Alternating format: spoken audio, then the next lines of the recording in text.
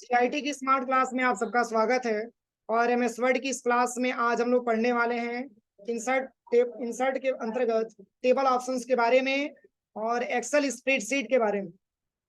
पिछली क्लास में मैंने आपको जो है टेबल ग्रुप के अंदर आपको डिजाइन के बारे में बताया था और प्लस मैंने आपको लेआउट ऑप्शन के बारे में बता दिया था। ये पूरा फाइनल हो गया था ना। जो आज की क्लास में समझना है वो है आपका एक्सेल स्प्रेडशीट। पहले आप इसके बारे में समझिए कि इसका प्रयोग हम लोग करेंगे क्या, मतलब कहाँ पे करेंगे। जैसे याद करिए, मैंने आपको टेबल के अंतर्गत बताया था कि अगर बहुत सारे स्टूडेंटों का आपको डेटाबेस बनाना हो तो इस केस में हम नंबर 1 2 3 4 5 6 ऐसे लिखते थे ना। लेकिन आपके सामने क्वेश्चन ही बन जाए, जैसे मान के चलिए कि यहाँ पे अगर एक्सेल स्प्रेडशीट के बारे में हम बात करें तो जैसे आपको 250 स्टूडेंट का डेटाबेस आपको बनाना है, उस पूरे स्टूडेंट का नाम आपको पता है और बहुत ही अच्छे तरीके से उस स्टूडेंट का कोर्स क्या है, उस स्टूडेंट का फी क्या है, कितना पेड है, कितना ड्यू है, कितना डिस्काउंट है, कितना टोटल अमाउंट है। तो क्या इसके लिए हम नॉर्मल टेबल पे बना सकते हैं क्या? बना सकते हैं, लेकिन फार्मूले का प्रयोग हम नॉर्मल तरीके से नहीं कर पाते। तो अगर हम एक्सेल स्प्रेडशीट के बारे में बात करें तो एक प्रकार का एक्सेल स्प्रेडशीट एक प्रकार का प्रोग्राम है। यानी कि आप यूं समझिए कि एक्सेल एक प्रकार की सॉफ्टवेयर है जो आपको डाटा एंट्री के सभी कार्यों में हेल्प करता है। मैथमेटिकल्स के जो भी फार्मूले होते हैं उसको हम एक्सेल में क्या करते हैं, सॉल्व करते हैं। इसके लिए एक्सेल स्प्रेडशीट की रिक्वायरमेंट हमारे एमएस वर्ड के पेज पे आता है। समझ में आ रहा है ना। तो जैसे एक्सेल स्प्रेडशीट में मान के चलिए कि फार्मूले का प्रयोग आपको करके देखना हो, किसी स्टूडेंट का डेटाबेस आपको बनाना हो, या इंप्लॉय सैलरी शीट आपको बनाना हो, या किसी स्टूडेंट का मार्कशीट आपको बनाना हो, तो इसके लिए ये सारा ऑप्शन आपका क्या करता है, काम करता है। समझ में आ रहा है ना। यानी कि जैसे मान के चलिए यहाँ पे जैसे ही आप यहाँ पे टेबल पे क्लिक करेंगे तो यहाँ पे एक्सेल स्प्रेडशीट का एक ऑप्शन आपको मिलेगा और जैसे ही आप क्लिक करेंगे तो कुछ ऐसा इंटरफेस आपके सामने आ जाएगा। समझ में आ रहा है।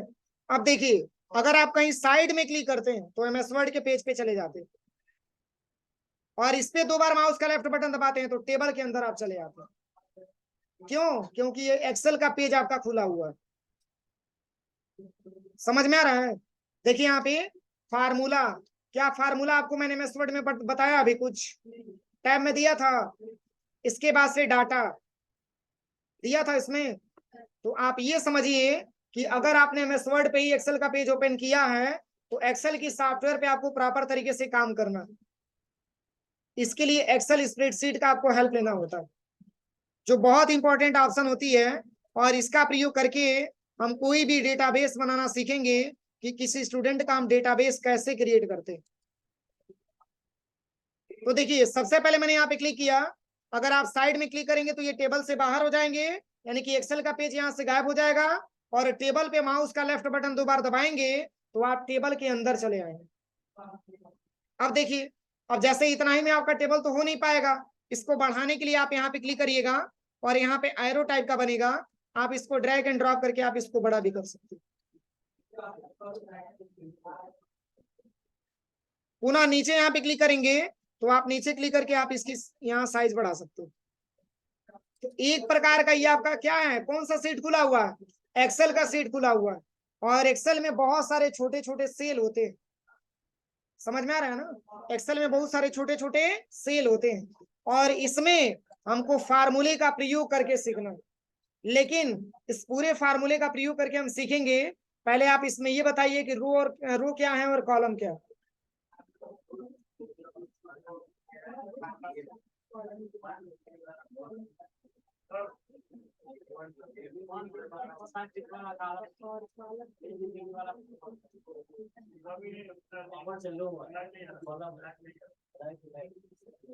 जो अल्फाबेटिकल है वो आपका कॉलम है और जो नंबर है वो आपका रो।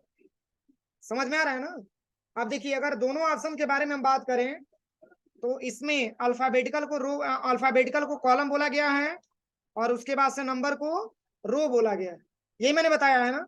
और अगर मैंने टेबल के अंतर्गत मैंने आपको बताया था तो उसमें कुछ नंबर वगैरह चाहे अल्फाबेटिकल नहीं लिखा था, तो उसमें मैंने आपको बताया था कि हॉरिजॉन्टल को क्या बोला जाता है, हॉरिजॉन्टल को कॉलम बोला जाता है और वर्टिकल को रो बोला जाता है। नहीं हो रहा है क्या? लॉगिन हो जाता है उसके बाद जैसे 9.2 ना क्यों नहीं? इसके पहले चल रहा था। नहीं नहीं, क्योंकि जब चलिए ठीक है, आप इसमें सही करा लीजिएगा, इसको बैठिए अभी। देखिए, तो इसमें अल्फाबेटिकल जो आपको दिख रहा है वो आपका क्या है, कॉलम है, और नंबर आपका रो। अब देखिए, मैंने आपको बताया था टेबल क्रिएट करते समय कोई भी आप डेटाबेस बनाइए, चाहे किसी भी प्रकार का कोई प्रेजेंटेशन आप तैयार करिए, ये जरूरी है कि पहले आप उसका क्या करिए, हेडिंग दीजिए। तो देखिए, हेडिंग देने के लिए मैंने आपको बताया था टेबल में किसका इस्तेमाल करते थे, मर्ज, याद है? पूरे छोटे छोटे सेल को हम सिलेक्शन करते थे और इसके बाद से मर्ज कर देते थे, मैंने बताया था। तो देखिए, यहाँ पर भी अगर आप सिलेक्शन करते हैं तो यहाँ पे मर्ज एंड सेंटर का ऑप्शन यहाँ पे दिखाई देगा। इसमें 4 ऑप्शन मिलेगा आपको, merge and centre, merge cross, merge cell और अनमर्ज सेल। इस चारों ऑप्शन के बारे में हम आपको एक्सेल में बताएंगे, पहले इसमें केवल ऊपर वाले ऑप्शन का प्रयोग करिएगा, मर्ज एंड सेंटर। तो जैसे ही मर्ज एंड सेंटर करेंगे तो ये छोटा छोटा सेल कन्वर्ट हो जाएगा एक बड़े सेल में, समझ में आया? और यहाँ पे आपको हेडिंग देना है स्टूडेंट डेटाबेस।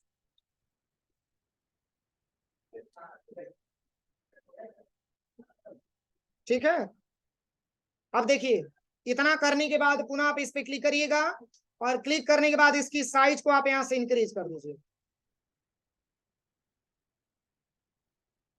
कोई दिक्कत? बोल्ड करना तो यहां से बोल्ड कर दीजिएगा, और इस सेल का कुछ कलर देना है तो आप यहां से आकर के शेप फिल, यहाँ पे फिल कलर पे, और यहां से कोई कलर आप दे दीजिए। कोई दिक्कत किसी को? तो आज की क्लास में जो सीखना है वो MS एक्सेल की सॉफ्टवेयर आपके सामने ओपन हुआ है, और इसमें किसी भी स्टूडेंट का डेटाबेस हम कैसे क्रिएट करेंगे वही आज की क्लास में हमको सीखना है। तो देखिए, सबसे पहले यहाँ पे जब क्लिक करेंगे आप, तो हेडिंग को आपको सेंटर में लेके जाना है। तो इसके लिए आप यहाँ से चाहेंगे तो इसको आप सेंटर में भी लेके जा सकते हैं। देखिए, ये टेबल में मैंने पढ़ाया था, याद है? तो आप इसको सेंटर में भी लेके जा सकते हैं। इसकी अलाइनमेंट जो यहाँ पे दिया हुआ है, इतना प्रकार का अलाइनमेंट दिया हुआ है, लेकिन MS वर्ड में मात्र 4 प्रकार का अलाइनमेंट होता था, लेकिन इसमें 6 प्रकार का अलाइनमेंट है। कोई दिक्कत? अब चलिए, यहां से आपको डेटा तैयार करना है, तो यहाँ पे आप यहाँ पे टाइप कर दीजिएगा सीरियल नंबर। क्या टाइप करना है? Serial number.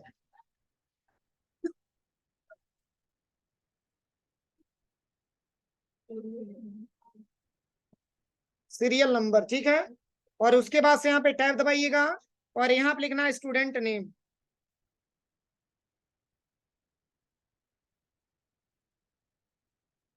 और फिर यहाँ पे लिखिएगा क्या, कोर्स।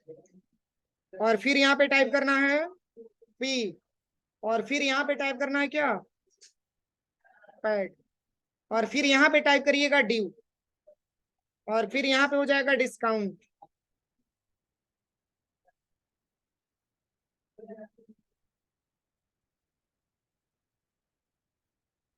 कोई दिक्कत?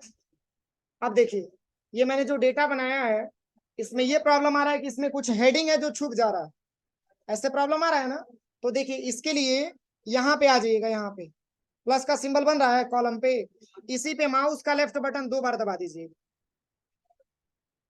कोई दिक्कत? पुनः यहाँ पे आ जाइएगा, और माउस का लेफ्ट बटन यहाँ पे आकर के 2 बार दबा दीजिए, और पुनः टोटल अमाउंट पे आइएगा, माउस का लेफ्ट बटन 2 बार दबा दीजिए, हो जाएगा। अब देखिए, इतना करने के बाद इसके बाद से इस पूरे डेटा को आप सिलेक्शन करना है, और इसमें आपको कर देना है ऑल बॉर्डर। जैसे इतना सारा हम नहीं लेते हैं, कम ही डेटाबेस बनाएंगे।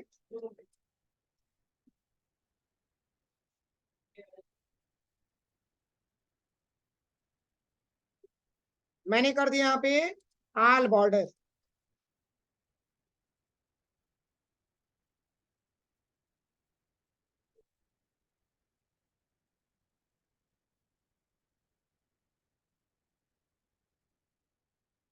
हो जाएगा। अब चलिए, इसको हम सिलेक्शन करते हैं, इसको मैंने Ctrl+V से मैंने बोल्ड भी कर दिया। अब चलिए, सीरियल नंबर हमको टाइप करना है, तो यहाँ पे 1 लिखना है, और फिर यहाँ से 2 लिखना है। अब ये नहीं कि बार बार आपको 3 4 5 6 7 8 ऐसे लिखते जाना है, ये एक्सेल है जो बहुत इंपॉर्टेंट सॉफ्टवेयर है, और दोनों को आपको एक साथ सिलेक्शन करना है और यहाँ पे पतला प्लस बनेगा, देखिए बन रहा है। अब इसी को ड्रैग एंड ड्रॉप कर देना। नहीं समझ में आया? एक बार और समझिए।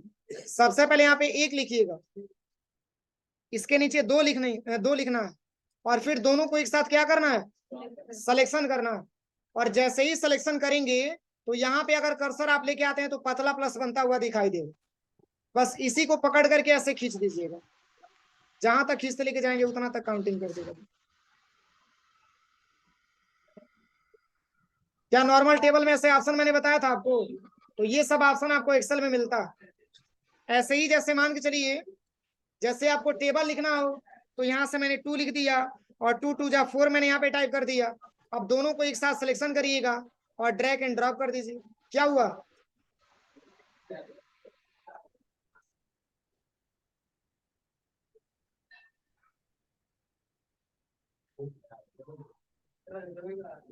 स्पेस नहीं मिल रहा है क्या? यहाँ पर भी तो जगह है, थोड़ा सा और उधर हो जाओ। अच्छा ये बेंच छोटा लग गया, कोई दिक्कत इसमें? अब जैसे देखिए मैंने यहाँ पे 1 लिख दिया, फिर यहाँ पे 3 मैंने टाइप कर दिया, यहाँ पे 1 हो जाएगा, उसके बाद से 3। अब दोनों को एक साथ सिलेक्शन करिए, ड्रैग एंड ड्रॉप करिए, देखिए विषम संख्या आ जाएगा। समझ में आ रहा है? तो ये एक्सेल है। एक्सेल इतना इंपॉर्टेंट सॉफ्टवेयर है कि बस आप 1 2 3 वैल्यू लिखेंगे तो ऑटोमेटिक उसकी पूरी की पूरी वैल्यू आपके सामने आ जाएगी।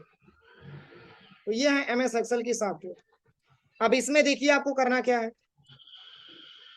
इसमें मैंने 1 टाइप कर दिया, यहां से 2 हो गया। अब जैसे 2 अगर आप नहीं भी लिखते हैं तो भी आप एक ही केवल लिखे हैं तो यहाँ पे पतला प्लस बनेगा। कंट्रोल के साथ आप कंट्रोल दबाइए और माउस का लेफ्ट बटन दबा करके इसको ड्रैग एंड ड्रॉप कर दीजिए तो भी आ जाएगा।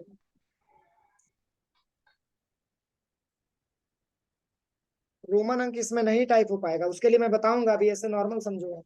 इसके लिए एक्सेल है, अभी बताएंगे। तो यहाँ से सबसे पहले क्या करिएगा, यहाँ पे सीरियल नंबर वगैरह टाइप करिएगा और इसके बाद से यहाँ पे कुछ स्टूडेंटों का नाम हमको यहाँ पे टाइप करना है। तो यहाँ पे स्टूडेंट का नाम भर लेते हैं। जैसे मान के चलिए कि मैंने यहाँ पे भर दिया राहुल।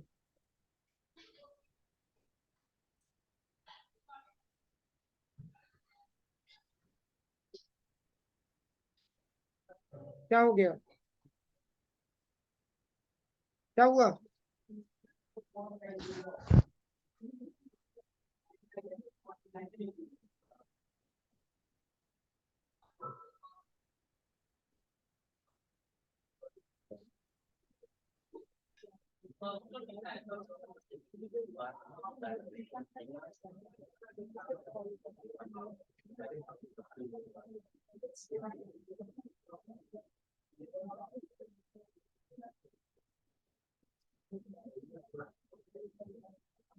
देखिए ये जो डेटा मैंने बनाया है इसमें इतने सारे स्टूडेंटों का नाम मैंने टाइप कर दिया।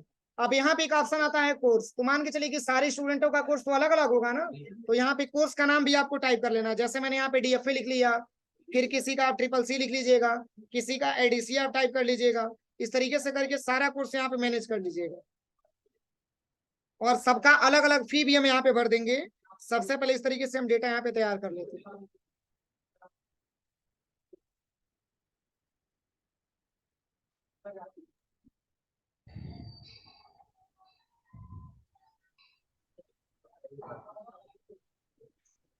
देखिए इतना बनाने के बाद अब फार्मूला आपका यहीं से लगना स्टार्ट होगा।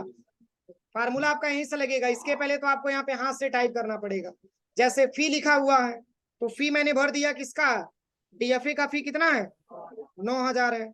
और ट्रिपल सी का फीस मान के चलिए कि 5,000 है तो इसमें मैंने 5,000 भर दिया। एडीसीए का 15,000 है तो मैंने 15,000 भर दिया। और टैली का 6,000 है तो मैंने 6,000 भर दिया यहाँ पे। और बीजी का 7,500 है। फिर इसी तरीके से ऑफिस मैनेजमेंट का 4,500 है। फिर टैली का यहाँ पे 6,000। फिर डीसीए का 13,500। फिर एडीसीए का 15,000 है। और फिर बीजी का, चलिए इतना मैंने डेटाबेस बनाया है। अब हमको निकालना है क्या, पैड। तो जैसे देखिए पेड का मतलब ये होता है कि स्टूडेंट ने कितना जमा कर दिया। जैसे सबकी रिक्वायरमेंट क्या होती है कि 1500 पहली इंस्टॉलमेंट आपको जमा करना होता है ना। तो मान के चलिए कि किसी के पास 1500 होता है तो 1500 जमा करता है, किसी के पास 2500 होता है तो 2500 जमा करता है, किसी के पास पूरा रहता है तो पूरा जमा कर देता है। समझ में आ रहा है ना। तो वो हम पेड वाला अमाउंट यहाँ पे बस हमको टाइप करना है।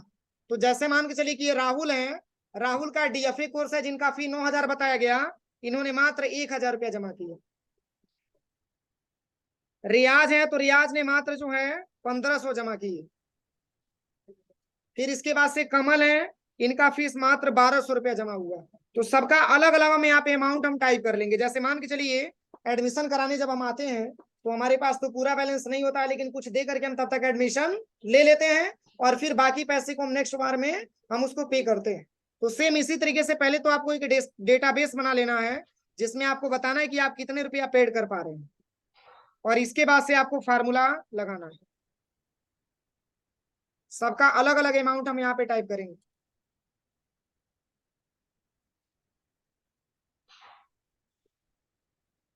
अब चलिए यहां तक मैंने बना लिया।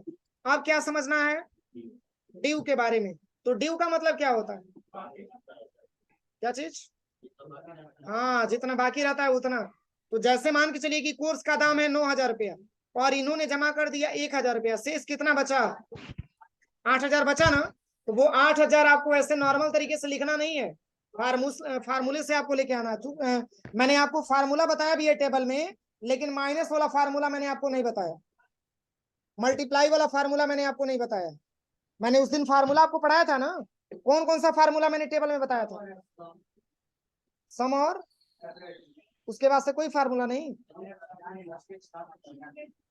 5 फार्मूला पढ़ाए थे। कितना फार्मूला, 5 फार्मूला। देखिए सम वाला फार्मूला था, एवरेज वाला फार्मूला था, मिनिमम और मैक्सिमम था, और काउंट वाला फार्मूला, 5 प्रकार का फार्मूला मैंने पढ़ाया था। और उसमें भी मैंने आपको बताया था कि उसमें डिवीजन काम नहीं करता और मल्टीप्लाई काम नहीं करता है, प्लस आपका माइनस वाला सिंबल काम नहीं करता। तो देखिए अगर हमको ड्यू निकालना है तो ड्यू कैसे निकालेंगे। देखिए मैथमेटिक्स में आप लोगों ने पढ़ा होगा, मैथमेटिक्स में कोई भी फार्मूले आप सॉल्व करते हैं तो इक्वल लिखते हैं ना, क्योंकि पूरा फार्मूला आप सॉल्व कर देंगे और अगर आपने इक्वल नहीं लिखा है तो पूरा का पूरा गलत हो जाएगा। समझ में आ रहा है ना। इसलिए ये चीज क्लियर करना चाहिए कि अगर आपको कोई भी फार्मूले को सॉल्व करना है तो सबसे पहले आपको इक्वल लिखना है। तो देखिए ये एक्सेल की सॉफ्टवेयर है और इस एक्सेल की सॉफ्टवेयर में भी हमको फार्मूला ही निकालना है, फार्मूले के माध्यम से डी अमाउंट हमको निकालना है। तो इसमें भी सबसे पहले क्या लिखेंगे, क्या लिखेंगे, बस इक्वल टू लिखेंगे सबसे पहले। अब चलिए ड्यू की बात हो रही है तो किसमें से किसमें माइनस करेंगे,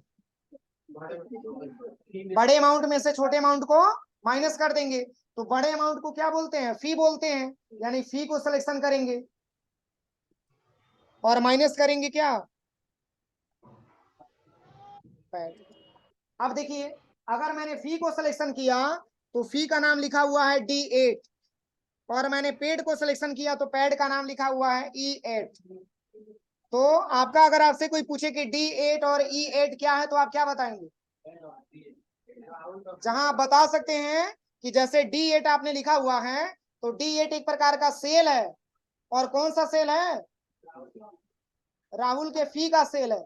और उसमें भी आप बता सकते हैं कि जहां D बराबर कॉलम है और 8 बराबर क्या है, रो। कोई दिक्कत किसी को, जहां D बराबर आपका कॉलम है और सॉरी D बराबर आपका कॉलम है और 8 बराबर आपका क्या है, रो है। आप खुद देखिए ये D वाले लाइन में फी लिखा हुआ है और उसके बाद से ये नंबर में कितना लिखा है, 8 लिखा है, इसलिए दोनों को मिलाकर के यहाँ पे D8 लिखा हुआ। क्योंकि मैंने टेबल पढ़ाते समय मैंने आपको बताया था कि रो और कॉलम के मिलने से सेल का निर्माण होता है। समझ में आ रहा है ना, एक कॉलम मिला और प्लस एक रो मिला तो उसको हम एक क्या बोले, सेल बोले, और उस सेल का नाम मैंने ए क्या रखा, D8 रखा। कोई दिक्कत किसी को, और जैसे ही एंटर करेंगे तो रिजल्ट क्या आएगा, इसमें ब्रैकेट का इस्तेमाल नहीं करेंगे, नॉर्मल कैलकुलेशन में ब्रैकेट का इस्तेमाल नहीं करेंगे। 7000 आ जाएगा, सॉरी 8000, 9000 है ना, 1000 माइनस करेंगे तो कितना आ जाएगा 8,000। अब चलिए, अब आपके सामने क्वेश्चन ये बन रहा होगा कि क्या पूरे स्टूडेंट का हमको निकालना है? तो पूरे स्टूडेंट को निकालने की आवश्यकता नहीं है। अगर आपने एक निकाल लिया तो देखिए एक्सेल इतना मतलब इंटेलिजेंट है, बस आपको करना क्या है, आप एक कोई डेटाबेस आप निकाल देते हैं, तो यहाँ पे अगर आप क्लिक करते हैं तो यहाँ पे एक पतला प्लस बनता हुआ दिखाई देता है। इस पे माउस का बस लेफ्ट साइड 2 बार दबा दीजिए। कोई दिक्कत किसी को? अब कभी कभी ऐसे भी प्रॉब्लम आपके सामने आएगा, ऐसे भी प्रॉब्लम आएगा। तो इससे क्या समझ में आ रहा है? सेल में स्पेस नहीं है, इसलिए स्पेस नहीं रहेगा तो हैच का सिंबल आएगा। कोई ऐसा स्टूडेंट जिसको समझ में ना आया हो? एक बार और बता दें। चलिए एक बार और बता दे रहे। देखिए मैं बता दे रहा हूँ। देखिए सबसे पहले यहाँ पे जो है डिव को निकालना है, तो सबसे पहले यहाँ पे इक्वल लिखिएगा और यहाँ पे सेलेक्ट करेंगे किसको? पी को सिलेक्शन करेंगे और माइनस का सिंबल लगा के क्या लिखेंगे? Due amount select, sorry paid amount selection करेंगे और जैसे ही एंटर करेंगे तो हमारे सामने रिजल्ट आ जाएगा। कोई दिक्कत? अब चलिए, अब हमको निकालना है क्या? डिस्काउंट निकालना है। अब एक बात बताइए, डिस्काउंट हम किस आधार पे निकालेंगे?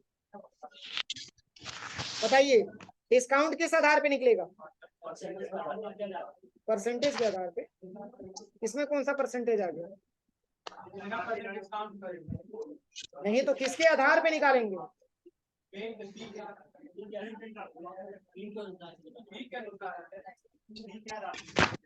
जितने लोग फी को सपोर्ट कर रहे हैं हाथ ऊपर करिए तो। कितने लोग फी को सपोर्ट कर रहे हैं हाथ ऊपर? अच्छा, देखिए 2 प्रकार से डिस्काउंट आपको मिलता है। 2 प्रकार का डिस्काउंट इसलिए मिलता है, देखिए आप एडमिशन कराने आते हैं तो आपसे पूछा जाता है कि अगर आप फी एक बार में पेड करना चाहते हैं तो आपके फी में 10% का लेस हो जाएगा, तो वो टोटल फी की बात होती है। तो क्या टोटल फी की बात होती है तो उस केस में हम पैसा दिए रहते हैं? तो अगर मैंने पैसा दे दिया और तब टोटल फी पे डिस्काउंट मिलेगा तो ऑफर आपको फायदा होगा कि इंस्टीट्यूट को? इंस्टीट्यूट को फायदा होगा। समझ में आ रहा है ना? क्यों? क्योंकि आपने कुछ पैसा पेड कर दिया है, तो जब पेड करेंगे तो जो शेष अमाउंट बचेगा उसी पे तो डिस्काउंट मिलेगा। तो ये डिस्काउंट आपको मिलेगा ड्यू अमाउंट। समझ में आया? जैसे 2 प्रकार से डिस्काउंट होता है, अभी पिछले महीने आपको डिस्काउंट चल रहा था ना कि जो शेष पैसा आपका बचा हुआ है उस पैसे को ला करके अगर आप जमा करते हैं तो उसमें 15% 20% का ऑफर मिला हुआ था या 10%। अब एक चीज और बताइए, जैसे मान के चलिए कि अगर आपको डिस्काउंट निकालना है तो डिस्काउंट हम निकालते कैसे? जैसे मान के चलिए कि आप, एक सिंपल छोटा सा उदाहरण मैं बताऊंगा आपको। आप समझिए कि मॉल में चले गए आप कपड़ा खरीदने के लिए, आपने खूब अच्छा सा अपने लिए जींस को पसंद कर लिया कि हमको ये जींस लेना है, और उस पर भी कंपनी ने ऑफर दिया है कि आपको 15% का लेस मिल रहा। तो आप खुद बताइए, जब तक आप खुद सेटिस्फाइड नहीं होंगे कि कितना पैसा हमको देना है, कंपनी आपको क्या बताएगी? पता ये चलेगा कि डिस्काउंट पाने के चक्कर में आप उसको ज्यादा पैसा दे करके चले आएंगे, क्योंकि आपको डिस्काउंट निकालना नहीं आता। समझ में आ रहा है ना? तो देखिए, जब भी आपको डिस्काउंट निकालना हो तो जितना कहा जाए, अगर 15 से कहा जा रहा है तो 15 से मल्टीप्लाई करिएगा, अगर 10 से कहा जा रहा है तो 10 से मल्टीप्लाई करिएगा, अगर 20 से कहा जा रहा है तो 20 से। जितना परसेंटेज आपको मिल रहा है डिस्काउंट, उससे क्या करना है? मल्टीप्लाई कर देना और डिवाइड कर दीजिएगा 100 से। यही आपका डिस्काउंट का फार्मूला है। तो किस पे डिस्काउंट निकलेगा? ड्यू पे डिस्काउंट निकलेगा। अगर हम फी पे डिस्काउंट निकालते तो कब निकालते? जब पेड नहीं किए होते, तभी तो फी पे डिस्काउंट निकलता।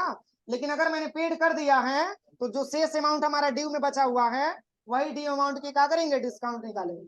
तो चलिए, डिस्काउंट निकालने का फार्मूला जो है वो सबसे पहले यहाँ पे इक्वल करेंगे। क्या करेंगे? इक्वल करेंगे और सिलेक्शन करेंगे किस अमाउंट को? ड्यू को। और मल्टीप्लाई करना है, जैसे मान के चलिए कि 10% आपको लेस मिल रहा है तो मल्टीप्लाई करेंगे कितना से? 10 से। और डिवाइड करेंगे कितना से? और बस एंटर कर देंगे।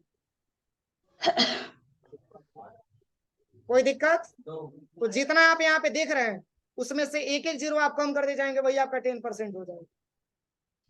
नहीं समझ में आया? एक बार और देखिए, जैसे देखिए मैं एक बार और बता दे रहा हूं। यहाँ पे सबसे पहले मैंने यहाँ पे इक्वल लिखा और फिर सिलेक्शन मैंने किया किसको? ड्यू को। और मल्टीप्लाई करिएगा कितना से, 10 से। अगर 15 से आ जाएगा तो 15 से करना होगा, 20 आ जाएगा तो 20 से, मतलब जितना परसेंट आपको ऑफ मिलेगा उतना हम क्या करेंगे, मल्टीप्लाई करेंगे। और डिवाइड बाई क्या लिखेंगे, 100 लिखेंगे, और बस यहाँ से एंटर बटन प्रेस कर देंगे। कोई दिक्कत? तो अगर इसका 800 आ गया तो इसका नीचे वाले का कितना आ जाएगा, 1350।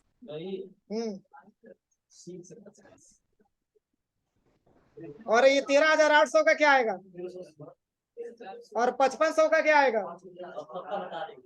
और 6500 का। समझ में आ रहा है ना? बस एक एक जीरो हटाते जाइए, एक एक जीरो आप पैकेट में बटोर के रखते जाइए, यही आपका डिस्काउंट है। बस यहाँ से ड्रैग एंड ड्रॉप करिएगा, ये पूरा रिजल्ट आपके सामने आ जाएगा। कोई दिक्कत किसी को? अब मिलाइए, क्या मैंने सही बताया कि गलत बताया? अब चलिए, अब आपको निकालना है टोटल अमाउंट। तो टोटल अमाउंट हम कैसे निकालेंगे बताइए? अगर हम टोटल अमाउंट के बारे में बात करें तो ये पैसा आपको देना था, इसमें से ये पैसा आपको माइनस हो गया, और जितना शेष बचेगा वही तो पैसा आपको देना है। तो क्या करेंगे, ड्यू में से डिस्काउंट माइनस कर लेंगे। इतना पैसा आपको देना था, इतना पैसा छूट कर दिया गया, अब शेष जो बचेगा वही पैसा आपको देना है। तो ये डिस्काउंट मिला किसमें से है, किसमें से मिला है, ड्यू में से। इसलिए डी वाले पैसे में से डिस्काउंट वाला पैसा क्या कर देंगे, माइनस कर देंगे। बहुत इजी है। सबसे पहले यहाँ पे इक्वल लिखेंगे और डी अमाउंट को सिलेक्शन करेंगे, और माइनस का सिंबल लगा के किसको सिलेक्शन करेंगे, डिस्काउंट को, और बस एंटर बटन प्रेस कर देंगे। सही है कि गलत है? बस ऐसे ड्रैग एंड ड्रॉप कर लेंगे, हो जाएगा। किसी को कोई दिक्कत हो तो पूछ लीजिए।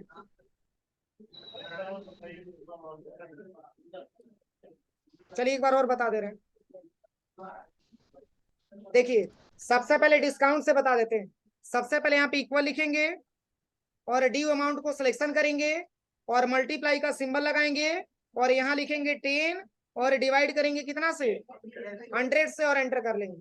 जैसे मैंने अभी केवल 10 के बारे में बताया, अगर 20 मिलेगा तो 20 से डिस्काउंट करेंगे, जितना मिलेगा उतना से आपको मल्टीप्लाई करना, इतना आप समझिए।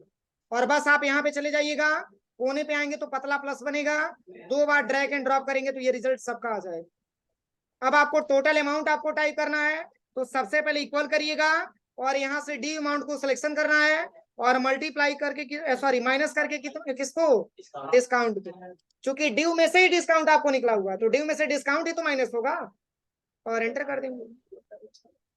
कोई दिक्कत किसी को? कोई दिक्कत तो नहीं है? बोलिए, आवाज नहीं आ रहा है किसी को? कोई दिक्कत? पता चलेगा कैसे कि कितना मिला है किसको? अरे वो जैसे हेडिंग में आप 10% लिख दीजिए। हाँ, या मान के चलिए कि छोटा कोर्स है तो 10% है, बड़ा कोर्स है तो 15% है। ऐसे डिस्काउंट भी बता दिया, फीस भी बताइए, ड्यूज सब कुछ बता दिया। हाँ, उसके बाद हमको कैसे पता चलेगा कि कितना परसेंट डिस्काउंट है? उसके बाद कैसे पता चलेगा? 800 का डिस्काउंट हो गया है, हाँ, कितने परसेंट का डिस्काउंट हुआ है ये कैसे? तो यहाँ पे आप इतना समझिए ना, 8,000 का 800 दिख रहा है तो वैसे ही 10% दिख रहा है आपको। ये तो देखो कोई फॉर्मूला होगा। हाँ, तो फार्मूला नहीं, उसका कोई फार्मूला नहीं है, ये मैं अंदाजे से पता लगा सकता। हाँ, माइनस करेंगे तभी पता करें, दूसरा कोई तरीका नहीं है। इतना कैलकुलेशन आपको करना पड़ेगा। बना लीजिए टेबल, टेबल बना लीजिए आप लोग, टेबल बना दीजिए, फार्मूला हम लिखवा दे रहे हैं।